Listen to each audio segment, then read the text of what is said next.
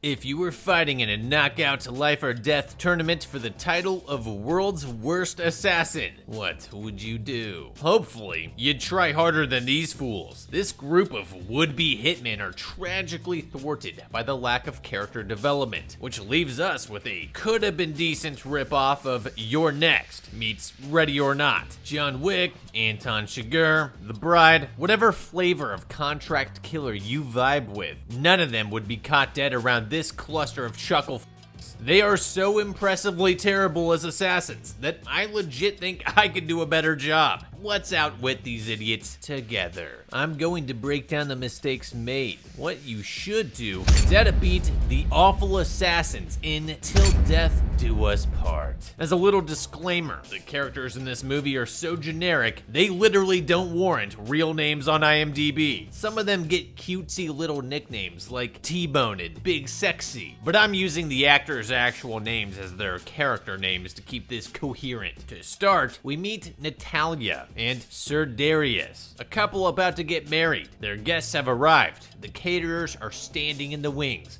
She's even got her wedding dress on. There's just one problem. She has a case of icy cold feet. Two problems. There's two problems. They both belong to a secret organization called the University, an assassin co-op that should really be called the Daycare for how much mental, emotional, and strategic maturity they have. The University basically has two bylaws. First is that any pupil who attempts to drop out will be killed by their fellow students. The second is that there's no fraternizing. This second rule, however, is up for negotiation, and they've bent the rules for Natalia and Sir Darius because they came clean about their relationship. Naturally, after going through all that effort, Natalia realizes she doesn't want any of it. She doesn't want to get married, and she doesn't want to be a contract killer anymore. At 0 hour, she bails on the wedding and heads to her father's 70s beach bungalow instead. Now, you might think, like any smart assassin, she's heading there for a bug-out bag containing a fake passport, cash, and a weapon that can get through airport metal detectors before disappearing into the shadows. You would be giving her too much credit. She drinks, she eats jelly, she dances like she doesn't have a care in the world, as you do when you know trained killers are on their way to end your life, which they are. While Sir Darius is off trying to contain the fallout from her decision with their employer, his 7 groomsmen, led by the best man, Cam, surround her house. Sir Darius tells him to contain her until he can arrive to talk to her.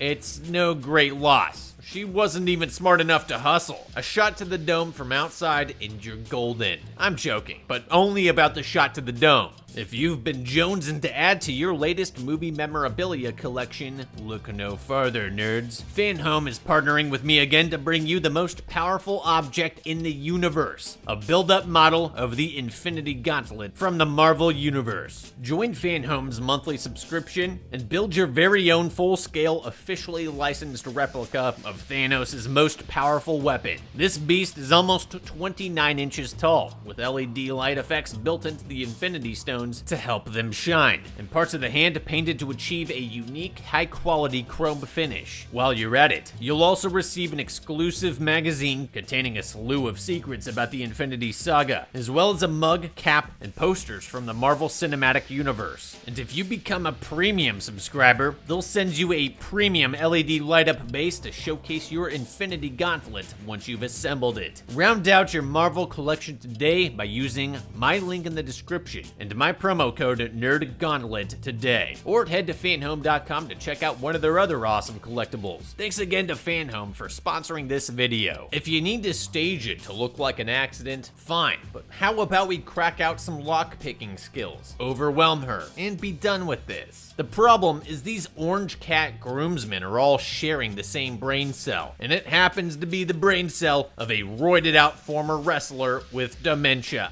Check that side of the house, you two check that side. Shut up! Nice hands. Feels like Russian massage. After we catch her, I'm going to kill you. Yeah, see, I knew we should have brought our supplies. Relax. Well, I still took mine to the wedding. Where are they? I left in the van. Unfortunately, our bride isn't much better.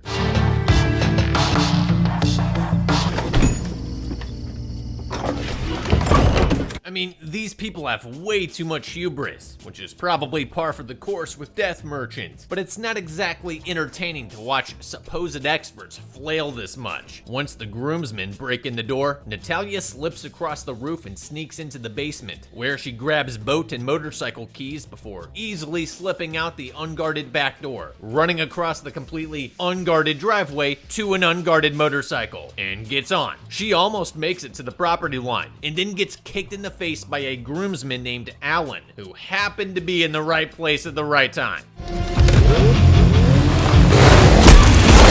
Totally unavoidable. It's not like motorcycles are known for their maneuverability or anything. Don't think about the fact that she swerved toward him instead of away. Points to him for quick thinking, at least. The two trained assassins fight. He disarms her almost instantly and gets her on the ground, where her bridal gown proves to be less than ideal for melee combat. Hint, there's a reason the bride in Ready or Not wore a dress with a wide bell-shaped bottom. Running is kinda hard in a tight dress. Who would have thought? However, it bamboozles him long enough for her to get him in a head-leg lock. He slams her against a trailer, but only once, and she gets the upper hand in seconds, grabbing for the knife and plunging it into his chest.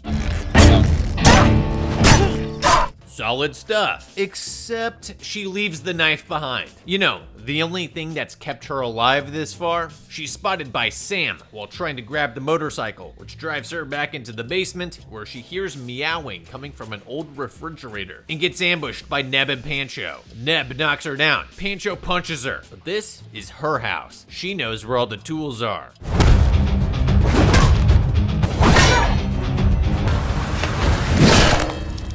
Fortunately for her, Pancho is as smart as he is short. She takes out Neb right before Pancho yoinks her off her feet and grabs a chainsaw, which he can't start. He drops it and doesn't bother to grab the shovel or wrench at his feet. Instead, he squares up and starts barking like a dog. Too bad, I really liked you. Meow.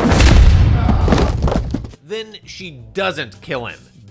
He just tried to hump your leg to death. Time to put him down. Cam waves at her through the window, but he doesn't bother trying to catch her before she climbs to the second floor and retrieves a golf driver from under the bed. Downstairs, Cam and Orlando argue about toasting their fallen friends before Cam annoys everyone by trying to recite his best man speech. You know, instead of just grabbing Natalia finally and doing that later. While we're stuck listening to this rambling mess, let's strategize about how easily it would be to end this entire scenario right here. None of these hosers are watching the exits or the vehicles, making this an obvious and ideal time to escape. Also obvious, I don't buy for a single half second that Natalia wouldn't have a gun stashed in this house. So we're grabbing that, changing into actual clothing we can run in, and slipping out of the house for good. Even if there's no real weapons, they're busy, distracted, easy to slip over a fence and leave them tripping over their own balls in about 30 seconds. You probably have enough time to slit their tires or cut their brake lines before you go. The unarmed barbershop quartet finally splits up to find her. DY gets sent upstairs, Sam to the basement, while Cam and Orlando split up outside. Natalia abuses her element of surprise, stepping out of a closet with a golf club to take on the martial arts guy.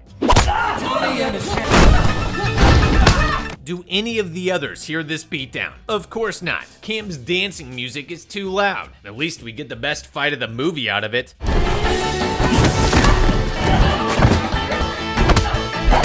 In the end, she pulls a blanket off of her bed, wraps it around his throat, and breaks his neck. Props for the improvisation and use of household items. Coulda used a bit more of it though. Sam runs in next. Natalia announces her attack from behind and leaps on his back instead of, I don't know, grabbing this heavy Buddha head and crushing his skull while his back was turned. Why do that when your best punches barely wind him and he can lift you off the ground to choke the life out of you?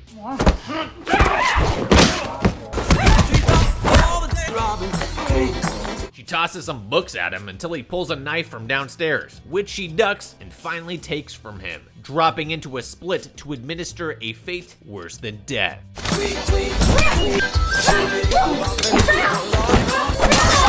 At least he doesn't have to live with it for long. In my humble opinion, Tossing down the body isn't the right move here. She's sending a message, sure, but she's forgetting her own context. She was getting married to an assassin in front of 100 coworkers who, you guessed it, all work for the university's kill squad. This could very well just be the first wave, which means that if we're gonna stay to finish them off instead of leaving, we need to keep a low profile. Neither Cam nor Orlando knew about DY or Sam's deaths until his body hit the ground. At least save this theatrical gesture for when you have a plan. She slides the knife into her garter belt, then just runs downstairs and out the door in front of them. Again, where is the strategy here? How did you guys get away with any murders? She jumps into her car without her keys, which Cam has, and Orlando swings in with a right hook. She crawls from the car, seemingly defeated, and Cam doubles down on waiting for Sir Darius to arrive to decide what to do with her, leaving Orlando to haul her inside. It's a simple but effective trap. She waits until Orlando bends over and pulls her knife, slamming it into his face. I'll kill you now. Watch your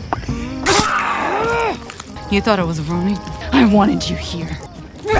Good. At least there was some sort of strategy, but this relies on chance and hubris. The chance that they wouldn't just kill her outright, or knock her out with one punch, and the chance that only one of them would be there when she swung with the knife. In the game over version of this scene, they're both there, forcing her to an immediate fight without her only weapon. Lucky for her, Cam is so preoccupied being a cartoon villain, she walks right up and wraps the knife around his throat. Fantastic. Slit his throat, grab the bug out bag you better have somewhere, and leave. Even John Wick couldn't kill the high table. So, let's go. Oh, no, wait, they have to chat first. You get rid of all of us. They will just send more, and next time, you won't even know who they are. I mean, he's out of line, but he's right. She tells Cam to call Sir Darius and lie that she died, then kills Cam after he does. The definition of love. Of course, she turns the corner to discover that Pancho, the guy she left alive, is still alive. She darkens the scene on approach, and Pancho wakes up in a plastic-lined kill room strapped to a chair. There's a gasoline can and a chainsaw on the floor. He tries to negotiate for his life like the chick from The Exorcist, with a bipolar mix of weird begging and violently aggressive threats that seal his fate. What a luxurious amount of time to spend on killing an unimportant side character. Natalia tracks Sir Darius down to a warehouse somehow. He tells her he was able to convince the university that her cold feet was only about the nuptials, not working for them. Then he pours her a glass of champagne from an already open bottle, which she downs without hesitation before they share a last dance. Yet another game over moment when she begins foaming at the mouth and collapses from cyanide poisoning. No, that doesn't happen. I told you, these are assassins running on musical theater software. She came unarmed, and so did he. So when the fight happens, it begins and ends with a champagne bottle.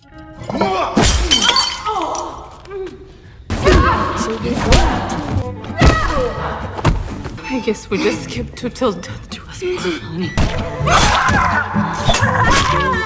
Yeah, all fighting a guy 2.5 times your size is gonna do is risk failure. Don't get me wrong, she's talented, and it's a pretty sweet takedown she does with her legs, but I prefer to keep my spine in alignment, and my enemies none the wiser. They're assassins for shadow governments all over the world. Killing quietly or from afar is probably their bread and butter. Just a shame they didn't do any of that here. We are giving this escape plan more than 3 seconds of thought. If we really wanted to leave, we're marrying Sir Darius and dipping out when these people least expect it. Maybe after a red wedding situation. No knives required, just poison everybody. Or, if we made it to the wedding without any plans whatsoever, we're marrying him, having a fabulous honeymoon, and laying the foundation for our escape piece by piece while nobody's the wiser. I mean, we just killed 8 people. We could have continued working for the university for at least a year, and probably claimed the same numbers. That would have given us more than enough time to arrange our escape. The world is a